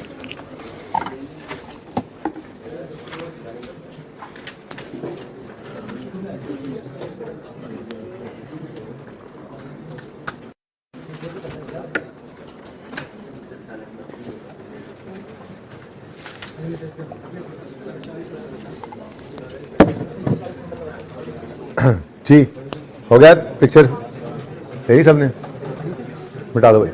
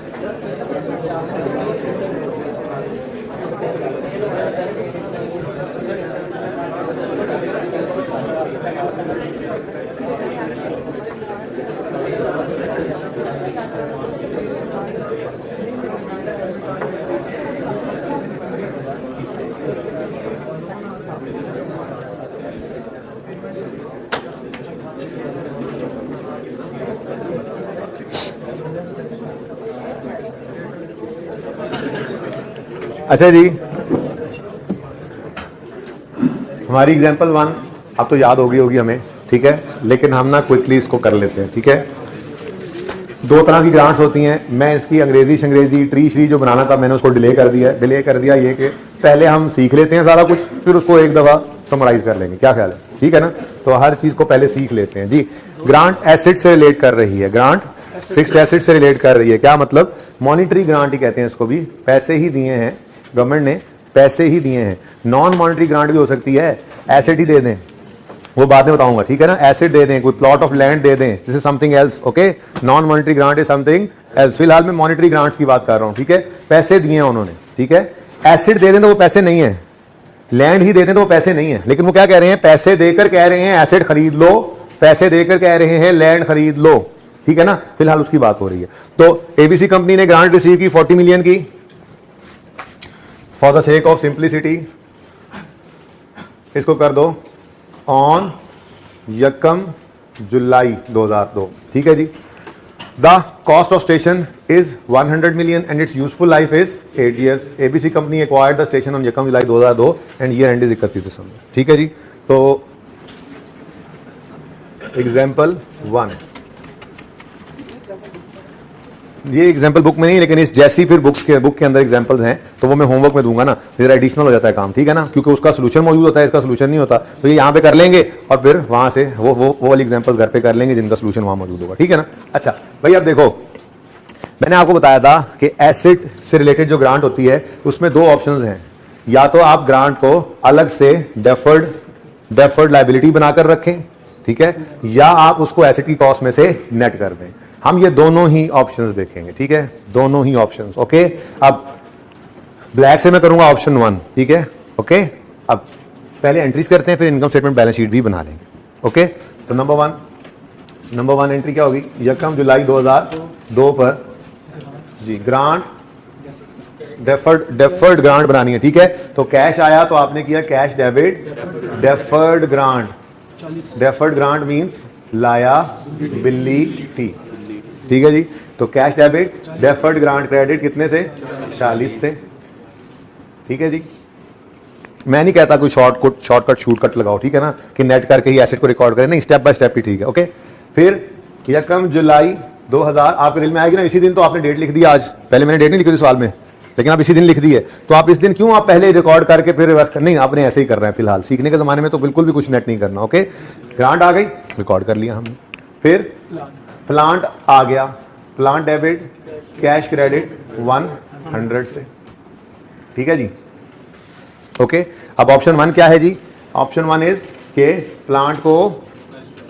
प्लांट को डेप्रिशिएट किए जाओ और ग्रांट को भी एमोर्टाइज किए जाओ, ठीक है, यानी कि आहिस्ता आहिस्ता एसेट को भी खत्म करो और आहिस्ता आहिस्ता इस ग्रांट को भी जो लायबिलिटी बनाई है उसको भी खत्म करो। एसेट खत्म पिघल कर एक्सपेंस बनता जाएगा, ये एडवांस इनकम पिघल कर इनकम बनती जाएगी। हजरत आप उधर क्या देख रहे हैं, खान साहब उधर क्या देख रहे हैं यार, क्या ढूंढ रहे हैं, बताएं जरा मुझे, क्या ढूंढ रहे हैं। क्वेश्चन छोड़े यार, क्वेश्चन मैंने लिख तो दिया है, 40 की ग्रांट यकम जुलाई 2 को आई और यकम जुलाई 2 को ही प्लांट 100 का आ गया, ठीक है। चलिए अब मैं पढ़ा देता हूं आपको, कम से कम आप मेरे साथ उधर तो रहे। ABC company receive a grant of 40 million on यकम जुलाई 2 टू एक्वायर अ प्लांट, मैंने इसको प्लांट कर दिया है, वाटर क्लीनिंग स्टेशन कौन लिखे, प्लांट। ओके, सही है। The cost of plant is 100 million and its useful life is 8 years. ABC company acquired the plant on यकम जुलाई 2002 and year end is 31 दिसंबर, ठीक है ना। तो ये प्लांट नहीं मिल रहा था आपको, आ गया। ओके जी, उसके बाद भाई अब हमने कहा दो ऑप्शंस हैं, ग्रांट को अलग रखो या एसेट कॉस्ट में से डिडक्ट करो। मैं फिलहाल ऑप्शन 1 पे चल रहा हूं, ऑप्शन 1 की अंग्रेजी अभी नहीं लिख रहा, बस यहां पे लिख दिया मैंने, हेडिंग दे दी। मेरे पास ऑप्शन 1 क्या है, record grant as deferred income and amortize it over the useful life of asset, यूं कह दो या यूं कह दो amortize it on the same basis as asset is depreciated। क्यों, जिस एसेट से रिलेटेड ग्रांट है, जैसे जैसे वो एसेट एक्सपेंस बने वैसे वैसे ये ग्रांट भी इनकम बनाओ। असल में ना गवर्नमेंट की ग्रांट के साथ रिलेटेड होती है कुछ कंडीशंस, वो अंग्रेजियां भी नहीं पढ़ाई स्टैंडर्ड की, ठीक है ना। वो ये कहते हैं कि ये हमने आपको जो प्लांट लगवाया है, ये नहीं कि आपने साल बाद इसको काट लेना और 10 साल तक यहां से हिले ना फिर देखना, 10 साल। तो हमने प्लांट की यूजफुल लाइफ 10 साल रखी और ग्रांट को भी 10 साल की लायबिलिटी बना लिया। अब 1 साल एसेट चलाया, 1 साल इनकम बना ली, 2 साल चलाया, 2 साल इनकम बना ली, ठीक है। अब जहनों में आ रहा होगा अगर बीच में हम भाग जाएं तो गवर्नमेंट वापस पैसे मांगेगी, उसकी एंट्री अभी सीखेंगे बाद में 2 दिन बाद, आज और कल फिलहाल सीधी अकाउंटिंग तो सीख लें, ठीक है। रीपेमेंट ऑफ ग्रांट का एक कॉन्सेप्ट है, वो कल भी नहीं, मतलब मंडे को भी नहीं, परसों जाके इंशाल्लाह आएगा और वो आखिरी कॉन्सेप्ट होगा स्टैंडर्ड में तकरीबन, ठीक है ना। तो रीपेमेंट की बात अभी नहीं सोचनी, अभी यही समझो कि जो गवर्नमेंट ने कहा हम ताबेदार बच्चों की तरह वो पूरा करेंगे, हम उनकी बात मानेंगे, इसलिए पैसे आते ही हम उसको रिकॉर्ड करते हैं और साथ साथ इनकम बना रहे हैं ताबेदार बच्चों की तरह, ठीक है। ओके, तो फिर 31 ये जगह मैंने क्यों छोड़ी, आप ना छोड़िएगा, फिलहाल सिर्फ देखें। 31 दिसंबर 2002 आया, ठीक है, और depreciation debit, depreciation expense debit और एक्यूमुलेटेड डेप्रिसिएशन क्रेडिट करना था आपने। अब एसेट की कॉस्ट कितनी है, 100, और इसकी लाइफ बताई गई है 8 साल, लेकिन ये 6 महीने सिर्फ डेप्रीशिएट होना है, तो इंटू 6/12 जी 6.3 6 कर लें आज। बस आज कर ले 6, अब राउंड कर दिया मैंने। नहीं पहले दिन शायद 6.3 लिखा था ना, ठीक है अच्छा कोई नहीं, उसके बाद खैर कोई बात नहीं। 31 दिसंबर 2 को अब रोने की आवाज आएगी इधर से, ये लाइबिलिटी कहेगी एसिड को तो एक्सपेंस कर लिया थोड़ा सा, तो मेरा क्या कसूर है, मुझे भी थोड़ा सा इनकम में ट्रांसफर कर लो उतना को जितना का एसिड को किया है, ठीक है मैंने भी 8 साल में इनकम बनना है, लेकिन 6 महीने एसिड एक्सपेंस हो गया ना, तो 6 महीने मुझे भी इनकम बना लो, ठीक है। एक्रूअल बेसिस ऑफ अकाउंटिंग, ये उनको भी पढ़ाना पड़ेगा इंट्रो वालों को, इंट्रो प्लस R1 वाले, आप तो पढ़ा हुआ है, ठीक है ना। तो हाँ भूल गया, थोड़ी बहुत रिवीजन हमें जरूरत पड़ी तो कर लेंगे, टेंशन ना लें। टीपू वाले सवाल में करा दी थी ना लोन की, ऐसे ही करते रहेंगे आपको तो ऐसे थोड़ी थोड़ी रिवीजन जी। तो डेफ लाइबिलिटी एडवांस इनकम ये बनने जा रही है अब इनकम, अब पैसे नहीं आने, ठीक है। हमने इनकम रिकॉर्ड करनी है, तो ग्रांट इनकम हो जाएगा क्रेडिट, बोलो ग्रांट इनकम क्रेडिट होगा, ठीक है। और डेफर्ड ग्रांट, अब पैसे नहीं आने, वो लाइबिलिटी कम होगी। बिल्कुल ऐसे ही याद करो जैसे हम कहते थे कि जी हमने पैसे एडवांस में ले लिए, अभी चीजें नहीं दी, हम इसकी एंट्री करते थे cash debit advance from customer, ये भी तो एक लाइबिलिटी थी, ठीक है लाइबिलिटी थी, बोलो। अब जब गुड्स दे देते थे तो एंट्री करते थे एडवांस फ्रॉम कस्टमर डेबिट और सेल क्रेडिट, इनकम रिकॉर्ड करते थे। ये वही काम हो रहा है, cash debit advance credit, advance debit cell credit, ये तो आता है ना, ये तो नहीं ना भूले, ये तो आता है ना, ठीक है। अच्छा तो ग्रांट इनकम, कितनी ग्रांट इनकम बना लो भाई, 40 की टोटल ग्रांट है, सेम बेसिस यूज कर लो। हाँ मैं आज फिलहाल इस तरह से करा रहा हूँ, फिर कोई जुगाड़ वाली वर्किंग सोच लेंगे, जैसे एसिड रीवैल्यू करते थे, ठीक है, तो वो ऐसी कोई वर्किंग देख लूंगा अगर कोई वर्कआउट हो सकी, पहले कभी कराई नहीं लेकिन सोच में आ रही है, सेम बेसिस जो है जैसे, चलो ऐसे छोड़ो ऐसे कंफ्यूज ना हो जाए जी। कितना 2.5, 3 करो फिर विद कॉन्फिडेंट 3 करो। डेफर्ड ग्रांट जो लाइबिलिटी है वो 3 से डेबिट होकर इनकम में क्रेडिट होगी, ठीक है जी, कहानी खत्म।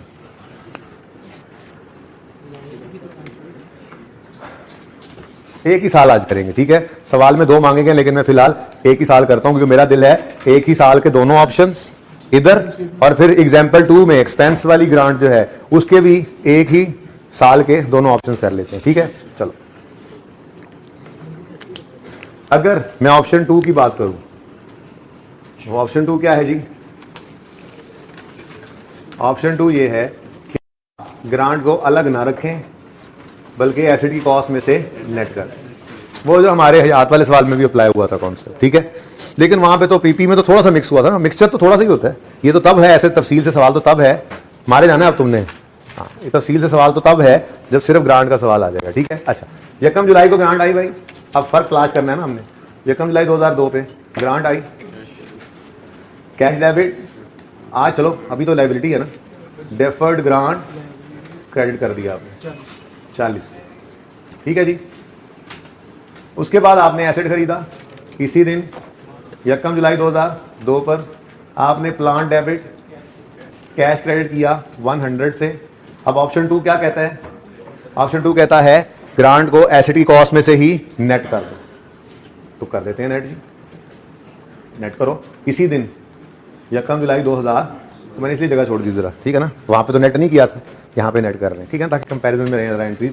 तो डेफर्ड इनकम को खत्म करो, डेफर्ड ग्रांट को खत्म करो, ये लायबिलिटी ना रखो यार, ये नहीं अच्छा लगता यार, 40 खत्म करो और प्लांट को ही क्रेडिट कर दो, कितने से, अब प्लांट कितने पे नजर आएगा, ये देखो ग्रांट का तो गुब्बारा फट गया, ठीक है, हवा सारी निकल गई, खत्म, 40 से क्रेडिट किया था, 40 से डेबिट, कहानी खत्म, ठीक है। और एसेट हमारा 100 पे आया था, 40 से कम हो गया, अब 60 रह गया, ठीक है। अब डेप्रीशिएट करना है नेटम, ये अंग्रेजियां बाद में लिख लेंगे, जब काम करना सीख रहे हैं तो अंग्रेजी लिख के तो 1 मिनट के अंदर समझ आती है बात, ठीक है ना। तो अब ये देखो डेप्रीसिएशन करोगे 31 दिसंबर 2002 पर, ठीक है। तो depreciation expense debit accumulated डेप्शन credit होगा 60 डिवाइडेड बाय 8 इंटू 6/12, एसिडी 60 पे पड़ा, कितना आ गया 4, ठीक है जी। अब जरा देखिए सर ग्रांट का क्या करें, वो है ही नहीं भाई, ग्रांट तो है ही नहीं, किसको एमोटाइज करके इनकम बनाना है, ग्रांट तो है ही नहीं, ठीक है, समझ गए, इसलिए मैंने कंपैरिजन के अंदर इन दोनों को लिखा था, ओके। तो ये कोई चक्कर ही नहीं है, जब ग्रांट ही नहीं है तो उसकी एमोटाइजेशन की क्या बात हुई, ओके, क्लियर है ये बात। हाँ, ये एसेट की कॉस्ट में से नेट कर दिया हमने ग्रांट को, एसेट की कॉस्ट में से नेट कर दिया है। यानी कि हमने कहा ये प्लांट ही हमें कितने में पड़ा है, 60 में, क्योंकि हमने तो 60 ही नहीं है ना, 40 तो गवर्नमेंट ने दे दिए थे। ठीक है जी, हाँ भाई, क्या वाले क्वेश्चन में ना था ना, इसकी रीपेमेंट हो रही थी, उसमें भी 28 कटना जनरल किसमें था, हयात वाले में ना, जनरल इसकी रीपेमेंट नहीं हो रही थी चंदा, जनरल लोन की जनरल लोन की पेमेंट की इधर बात ना करो।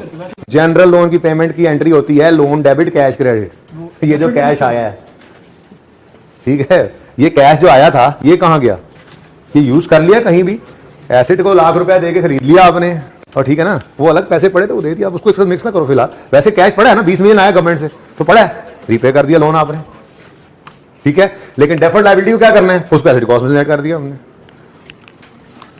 ओके जी, चले आगे। अब बैलेंस शीट की बात कर लेते हैं। बैलेंस शीट्स भी दो बनेंगी, इनकम स्टेटमेंट और बैलेंस शीट। पहले इनकम स्टेटमेंट में ऑप्शन 1 वाली बनाता हूं, बल्कि ऊपर हेडिंग देते हैं ऑप्शन 1 इनकम स्टेटमेंट, सिर्फ 1 साल की भाई, दूसरे साल की ना आपका होमवर्क है। ये दोनों एग्जांपल्स में 2001 मेरा, सॉरी 2002 मेरा 2001 तो था ही नहीं, 2002 मेरा, 2003 आप लोगों का, ठीक है। एंट्रीज भी करेंगे, इनकम स्टेटमेंट बैलेंस शीट भी बनाएंगे। ओके जी, इनकम स्टेटमेंट ऑप्शन 1 की क्या आएगा जी, बोलो। एक तो आपको एक्सपेंसेस में, और दूसरा इनकम में, अदर इनकम में आपको ग्रांट इनकम नजर आएगी, ओके, और दूसरा आपको एक्सपेंसेस में डेप्रीसिएशन एक्सपेंस नजर आएगा, ठीक है। अगर मैं अदर इनकम और एक्सपेंसेस से हेडिंग ना दूं तो जगह बच जाएगी, कर लूं, इजाजत है। यहां पे मैं लिख लेता हूं, क्या जी, ग्रांट इनकम ने भी इनकम स्टेटमेंट में जाना है। ग्रांट इनकम, ये देखो, ये जो इनकम है ये कहां जाया करती है, प्रॉफिट एंड लॉस में तो जाती है इनकम, ठीक है। तो ग्रांट इनकम कितनी जी, 3, 2.5 वाले 3, ठीक है। अब ये है 2002 के लिए, आप 2003 इसके आगे घर पे बनाएंगे, ओके। साथ ही डेप्रीसिएशन एक्सपेंस भी जाना है इस साल के अंदर, वो कितना है, 6। अच्छा, आप इसको माइनस कर दो, लिखने की हद तक क्या है, ना भी करते तो मसला कोई नहीं था, बस एक्सट्रैक्ट्स हैं, ये इनकम स्टेटमेंट पूरी नहीं है, ये एक्सट्रैक्ट्स हैं, ओके, डन, और तो कोई चीज नहीं। बैलेंस शीट में आते हैं, बैलेंस शीट के एक्सट्रैक्ट्स में तो एक तो हमें नजर आता है नॉन करंट एसेट्स में प्लांट, ठीक है। अब देखो, प्लांट आया था 100 का, माइनस हुआ 6 का, 94 पे प्लांट नजर आएगा, ठीक है। फिर नॉन करंट लायबिलिटी में आपको डेफर्ड ग्रांट नजर आएगी, पर मसला ये है कि इसमें करंट पोर्शन भी है और नॉन करंट भी, बात समझे हो, ठीक है ना। तो कुछ करंट और कुछ नॉन करंट है, बोलो। तो आसानी किस में होती है, करंट को पहले निकाल लो, current portion of deferred grant. अब इधर देखो, हाँ देखो देखो, अगले 1 साल में, यार थोड़ा सा इधर ले आओ ताकि वर्किंग आगे हो जाए, 3, 6, 94, 3, 6 और 94 जी, नजर आ रहा है, 3, 6, 94 नजर आ रहा है, इधर आगे ले आना, प्लानिंग थोड़ी सी बदल गई। अच्छा, वो 3, 6, अच्छा जी। अब इधर देखें, आसान काम है, अगले पूरे साल में देखो ना, ये अगले 8 साल में इसने इनकम बनना है, इस डेफर्ड ग्रांट ने अगले 8 साल में इनकम बनना है, स्ट्रेट लाइन पे। बोलो, हमें करंट चाहिए, अगले 1 साल में कितनी इनकम बननी है, तो हमने कहा जी ये जो 40 की ग्रांट थी ना, ये डिवाइडेड बाय 8 करेंगे ना, तो अगले साल में पूरी ये कितनी ग्रांट इनकम बनेगी, कितनी, 5, ठीक है। अब इस वक्त ग्रांट स्टैंड किस पे कर रही है, 40 की आई थी, 3 की ग्रांट इनकम बन चुकी है, स्टैंडिंग है 37, ये 37 में से 5, ये 37 क्या है जी, टोटल लायबिलिटी। ये क्या है जी, लायबिलिटी तो ये है ना, इस वक्त 3 तो इनकम में चला गया, क्लोजिंग लायबिलिटी ये है, इसमें से अगर 5 करंट है तो बाकी 32, तो ये वही 37 ही हमने प्रेजेंट किया करंट और नॉन करंट में बांट के, ठीक है। अब जब हम आते हैं ऑप्शन 2 की तरफ, आपको तो बहुत आसान लग रहा है ऑप्शन 2, पर मसला ये है कि लोगों की नजर में ये इतना अच्छा ऑप्शन नहीं है, स्टैंडर्ड ने तो ज्यादा दी हुई है, आप कर सकते हो, पर मसला पता है क्या है, मसला देखो क्या आना है, मसला क्या आना है, देखो देखो देखो देखो, इनकम स्टेटमेंट एक्स्ट्रा एक्स जो है उनमें ऑप्शन 2 अच्छा जी, ये इनमें इधर देखो ग्रांट इनकम ने नजर कोई नहीं आना, सिर्फ डेप्रिसिएशन एक्सपेंस नजर आना है, और वो भी कितना 4। अब ये राउंडिंग की वजह से थोड़ा डिफरेंस आ गया भाई, याद है ना कल मैंने मैच करवाया था, परसों जिस दिन किया था ना, हाँ वो एग्जैक्ट मैच होता है, यानी ये दोनों नेट कर दें तो यही आंसर आता है। ओके, ये नेट, ये सिर्फ राउंडिंग का डिफरेंस है भाई, ठीक है। नहीं तो देख घर पे आप बेशक कर लें, ये समझ आ रही है, प्रूफ किया है, पहले दिन प्रूफ किया था, ठीक है ना, दोनों सेम है। ओके, अच्छा सिर्फ डेप्रिसिएशन एक्सपेंस आएगा नेट। और अगली बात, बैलेंस शीट में भी सिर्फ नॉन करंट एसेट्स में प्लांट नजर आएगा, और वो प्लांट 60 माइनस 4 56 पे नजर आएगा, ठीक है, ठीक है ना। अब इस ऑप्शन का मसला ये है, ना तो इसमें ये पता लग रहा है कि कोई ग्रांट अभी लायबिलिटी हम पे है, ना ही इनकम स्टेटमेंट में नजर आ रहा है कि ग्रांट हमारे पास इनकम आई है। तो ये ऑप्शन है तो सही स्टैंडर्ड की तरफ से, लेकिन ये ऑप्शन इससे बेटर नहीं है। बेटर ऑप्शन इज दिस, ठीक है, ज्यादा बेहतर प्रेजेंटेशन इसमें नजर आती है।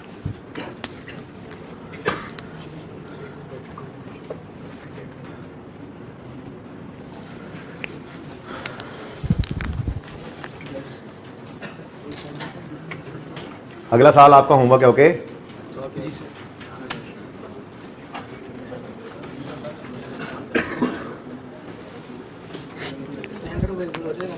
हैंडआउट अवेलेबल नहीं है अभी, मैं अभी भेज दूंगा, कोई मसला। अच्छा जी, पिछले में एग्जांपल तो एक तो है, मेरे ख्याल में शायद दोनों भी कहीं पे आई हो। देखो भाई जल्दी से, अब a company received a grant of 10 million in 2002 में कंपनी को 10 मिलियन मिले to cover expenses for environmental measures taken by ABC during 2, 3, 4, 5। अगले 4 साल में जो आपने एनवायरमेंटल मेजर्स लेने हैं ना, उन पे जो आपके खर्चे होने हैं, उसमें ये हमारी तरफ से इमदाद है आपको। एनवायरमेंट का भला हो जाए, एनवायरमेंट का भला हो जाए, तो ये तो गवर्नमेंट की पहली प्रायोरिटी होती है ना। अब आपको उन्होंने कहा, आप अगर कोई एनवायरमेंटल स्टेप्स लेते हो, ठीक है, एनवायरमेंट को बेहतर करने के लिए फ्यूचर में तो खर्चे होंगे, तो हम उस खर्चे में से कुछ आपको हिस्सा दे रहे हैं। जैसे आपको घर पे, अगर आज तो मैं नहीं दे रहा, अगली एग्जांपल्स कल दूंगा होमवर्क में, ठीक है, बल्कि ले ही लेंगे, आज भी संडे आ गया ना। सुनो, जैसे मिसाल के तौर पे वो कहें आपने जी फाटा में जाके या बलूचिस्तान में जाकर आपने एक मैन्युफैक्चरिंग फैसिलिटी लगानी है, और वहां पे आप लोगों ने जब जाना है तो कम से कम 100 बंदों को एम्प्लॉयमेंट देनी है, और अगले 5 साल तक दिए रखनी है। शर्त लगा दी गवर्नमेंट ने, ये पकड़ो ग्रांट, ठीक है। अब साथ में गवर्नमेंट ने क्या कहा, ये ग्रांट हम दे रहे हैं उन मजदूरों की तनख्वाहों की मद में, ठीक है। मतलब अगर उनकी तनख्वाह हर महीने एक मजदूर की तनख्वाह बनती है ना 20,000 रुपए, तो ये पकड़ो, इकट्ठे पैसे ले लो, ठीक है। हर मजदूर की 8,000 तनख्वाह हमारी तरफ से 12 तुम दे देना, जिसको सब्सिडी कहते हैं। सब्सिडाइज करना किसी को यही होता है, ठीक है ना। तो ऐसा ही मामला था, 10 मिलियन रिसीव किया इन्होंने, कुछ मेजर्स लेने थे इन्होंने, कंपनी ने स्पेंड किया 4 मिलियन 2, 3, 4 में, और 2 मिलियन 2005 में, टोटल 14 मिलियन स्पेंड कर दिया, ठीक है। अब गवर्नमेंट से पैसे आए, इस एग्जांपल में इससे एसेट नहीं खरीद रहे, ये है एक्सपेंसेस की मद में, एक्सपेंस जो इनकर होना है उनकी मद में ये पैसे आए, ठीक है ना, जो एक्सपेंस इनकर होना है। तो यकम, मैं जुलाई अज्यूम कर रहा हूं जी, यकम जुलाई 2002 company received a grant of in 2002, date की जरूरत नहीं है, लेकिन मैं इसको for the sake of simplicity on यकम जनवरी कर रहा हूं, ठीक है, मेरी मर्जी, ओके, यकम जनवरी कर लो। यकम जनवरी 2002 पर यही एक ही एंटिटी है, ठीक है ना, ऊपर नाम भी देखो, एबीसी कंपनी, एक ही कंपनी है, उनको एक ग्रांट मिली थी एसेट लेने के लिए, एक ग्रांट मिल गई है उनको एक्सपेंसेस की मद में, ठीक है। तो जिस दिन ग्रांट रिसीव हुई, cash debit, deferred grant credit 10 रुपए, ठीक है। इधर देखो, ये ऑप्शन बड़ा खूबसूरत है, इसके अंदर ऑप्शन 1 हो चाहे ऑप्शन 2 हो, ग्रांट रिसीव होने पर यही एंट्री है, cash debit, deferred grant credit 10 रुपए से। फिर ऑप्शन क्या है, ऑप्शन आगे जाके आएगा, ठीक है। फिलहाल तो ये एंट्री समझ में आती है। अब ईयर एंड पे हमने, इधर देखो, ग्रांट तो रिसीव की थी 10 मिलियन, ये ना समझो तेजी है, ये तेजी का पता ही आपको, ये 3 बार मैंने ये सवाल करवाया है, तो जब तक इसका भी जूस नहीं निकलेगा हम आगे नहीं जाएंगे, टेंशन नहीं लेनी। आज बस वीकेंड है, तो मेरी चाहत है थोड़ा सा पढ़ के जाएं, थोड़ा काम ले लें, और कुछ नहीं, ठीक है। अच्छा, जब तक आपको चीज समझ नहीं आती जान छूटती है आपकी, नहीं बस ठीक है, रिलैक्स में। अच्छा उधर देखें, 10 मिलियन हमने रिसीव किया, अब खर्चे टोटल अगले 4 साल में हुए हैं 14 मिलियन, जिसमें से 2 मिलियन आखिरी साल में हुआ है और 4 मिलियन, मतलब हम इस वक्त खड़े हैं 2002 में, 2003 भी है, 4 भी है, 5 भी है। वो कहता है जी आज आपको 10 मिलियन हम दे रहे हैं खर्चों की मद में। अब जाहिर सी बात सारा खर्चा नहीं दिया होगा, कुछ सब्सिडी दी है। अब हमने जो एक्सपेंस किया, एक्सपेंस 2002 में कितना किया, 4, 2003 में, 2004 में, टोटल कितना आ गया। अब कोई बेसिस तो हो इस इनकम को भी, इस लायबिलिटी ग्रांट को भी इनकम बनाने की कोई बेसिस तो हो, ठीक है। 10 मिलियन की ग्रांट पड़ी है, किसी ना किसी बेस पे तो इनकम बनना है। तो भाई सादा बेस मुझे तो ये नजर आ रही है, प्रोपोर्शनेट कर लो, 4/14 कर लो, फिर 4/14 कर लो, फिर 4/14 कर लो, प्रोपोर्शनेट, और फिर 2/14। सही है ना, बात समझे हो। जैसे यूं करके टोटल लिखा होता, अगर तो मैंने यूं लिख दिया बस, ठीक है ना। प्रोपोर्शनेट का मतलब क्या है, जैसे जैसे खर्चा करते जा रहे हो, टोटल खर्चा कितना होना है 4 साल में, 14, और टोटल इसके मद में ग्रांट कितनी आई हुई है, 10। अभी रहते हैं 5 मिनट भाई, ठीक है, 10, ओके, सही है। अब 10 टोटल एक्सपेंस बनना है, टोटल इनकम बननी है, और 14 टोटल एक्सपेंस होना है। तो बेसिस 4/14 इंटू 10, 4/14 इंटू 10, 4/14 इंटू 10 और 2/14 इंटू 10। हर साल में ये करोगे तो उधर से ये एक्सपेंस 14 का नजर आएगा बट के हर साल में, और वो इनकम 10 की इसी तरह से बढ़ जाएगी। एक साल कर रहा हूं, मुश्किल नहीं है। अगला तो एक आपने करना है, अगला सिर्फ एक 31, इसमें डेप्रिसिएशन को नहीं होती। 31 दिसंबर 2002 पर आओगे। अब इधर देखो, 2 चीजें होंगी। एक आप करोगे एक्सपेंस इनकर, वो जो एक्सपेंस आपने इनकर किया वो कितना है, 4 मिलियन। एक्सपेंस डेबिट, जैसे मैंने मिसाल दी, मजदूरों को आपने तनख्वाह दे दी, एक्सपेंस डेबिट, कैश क्रेडिट, हो गया 4 का खर्चा। दूसरी तरफ 10 में से कुछ इनकम भी बना लो, ठीक है।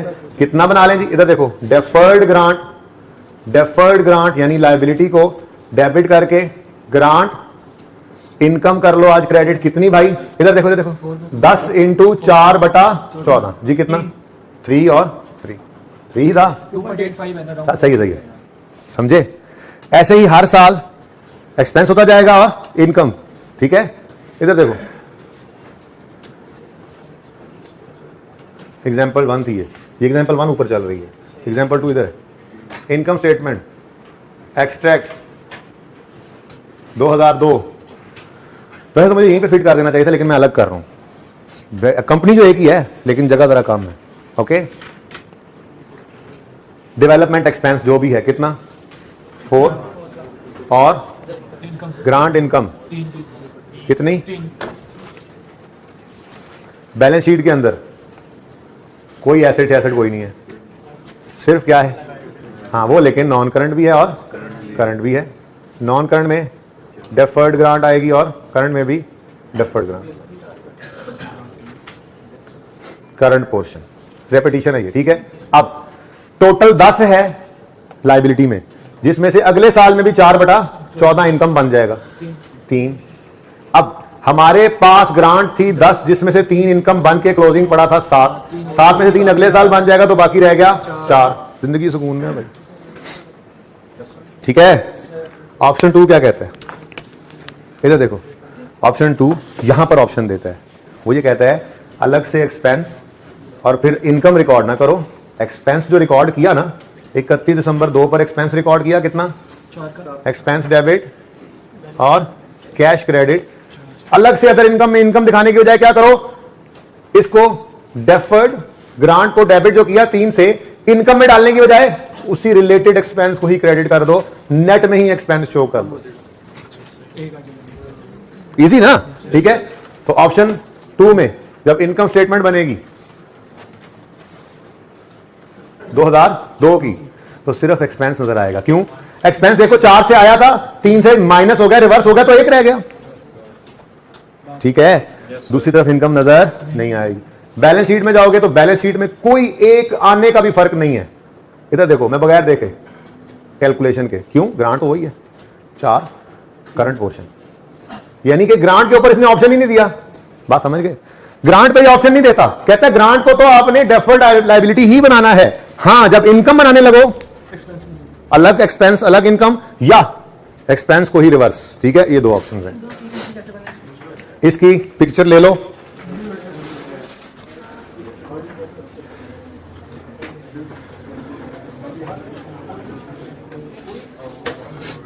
मुझे जल्दी से बुक दिखाएं, बुक, चले रहने दे, मैं पहुंच ही गया हूं। होमवर्क लिख लें भाई, ये सारे सवाल आप कर सकेंगे इसलिए कह रहा हूं। बुक का पेज नंबर 211 है, एग्जाम्पल 1 और 2।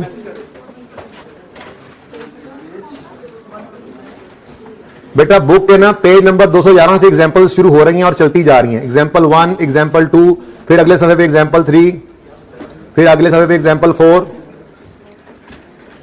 बस 4 एग्जाम्पल्स हैं रीपेमेंट से पहले। ठीक है, आपके नोट्स में 4 एग्जाम्पल हैं, एग्जाम्पल 1, 2, 3, 4, ये चारों आपके होमवर्क में। अल्लाह हाफिज।